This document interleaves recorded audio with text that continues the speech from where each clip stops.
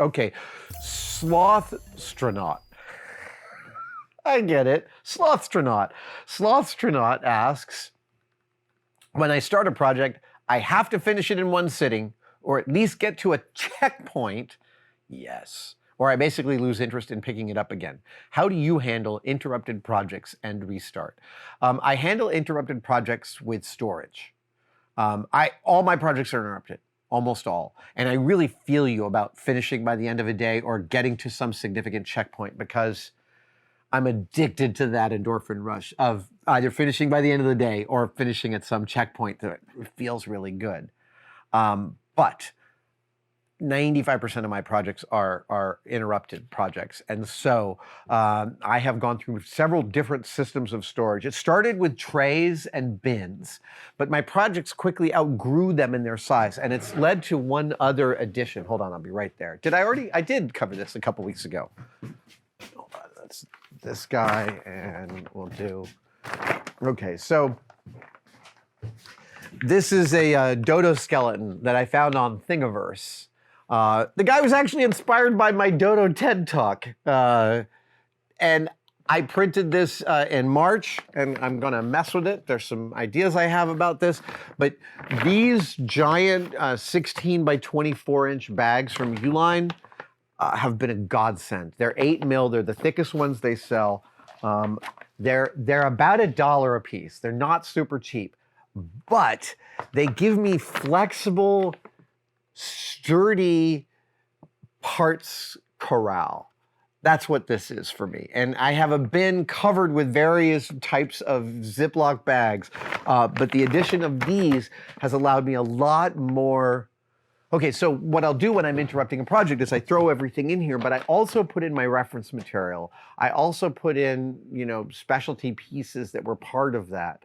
I was working on a Grogu earlier this year. I'm working on him again, and I've got this bin down here full of everything that I need when I pick that project back up again. So I'm often making notes, either in my sketchbook or in Evernote or on the computer, about where that build is. I don't always make those notes. In general, opening up a bag and dumping out the contents will give me a pretty good idea of where I was at. But there's this other thing that's been happening. And it's not pretty. And it's that I no longer have an eidetic memory for everything that I've built. Eidetic means to remember with a hallucinatory clarity. And for the longest time, you could walk into my shop and pick up a tiny little bit of plastic, and I can tell you how that plastic, what I did with the rest of that plastic and what it went into. And I can no longer do that. I now regularly go back and watch my old builds to figure out how I built something, because I can't remember all the steps. This is getting a little rustier, and that's not fun. I don't like not being able to remember that stuff. Oh, Bradford Benn had a question. I'm curious if you were ever saddened by how some of your passion projects are displayed. And Bradford Benn explains that they saw Project Egress at the National Air and Space Museum Udvar-hazy Center. Project Egress was a wonderful multi-country, multi-makerspace collaborative project in which we built the escape hatch from the Apollo 11 command module with about 40 to 50 makerspaces from around the world, each contributing a part. And then I convened with a bunch of tested folks at the udvar-hazy, no, actually at the downtown Smithsonian Museum, and we assembled the hatch from all of its pieces in one day for an audience. It was really, really spectacular. That command module hatch with that history and its beautiful display is on display at the Udvar-Hazy Center in Washington, D.C. But they say, but it's under an escalator. Many people won't discover it unless using the restrooms. Well, I hear you, Bradford Benn, but I cannot work up any disappointment about that, because a project that I worked on with a whole bunch of amazing people from around the world is in the freaking Smithsonian. Just that fact alone, I don't care about any of the other parameters. This falls into a category that my dad used to call a dog walking on its hind legs. When a dog is walking on its hind legs, there's no one going, he could be better at that. It's just the fact of it. Is it in and of itself the impressive thing, not the quality?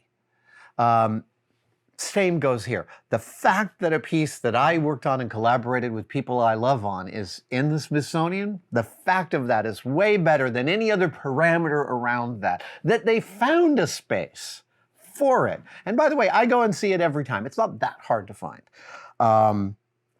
Lovely question, though. Thank you. Scaled Creations also has an interesting cultural question. Do you think good, dark, gritty sci-fi will ever make a comeback? Movies like the original Star Wars, Blade Runner, Alien that portrayed the future with a darker vision. The closest they've seen in recent years, was the series Altered Carbon. Nice series. I really enjoyed what I saw of that. Okay, you lump Star Wars trilogy, Blade Runner, and Alien together, and I don't think those are in the same category in terms of dark visions of the future. Alien and Blade Runner are very dark visions of the future. Star Wars is fantasy.